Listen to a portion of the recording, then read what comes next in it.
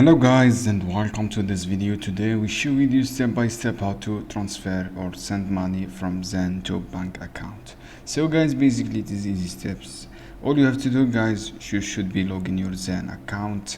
If you don't have account, you can create or you can test for this account. Just click on login from your account. After that friends, all you have to do, go to your if you have a mobile, open your mobile app and then click on transfer option. Just press this button on transfer and then select your currency you want to transfer. After that guys, choose your transfer. You have transfer to card or your bank transfer. You should guys write your bank transfer.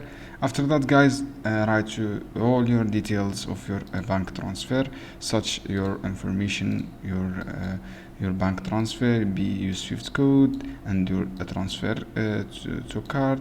Write SWIFT code and IBAN number.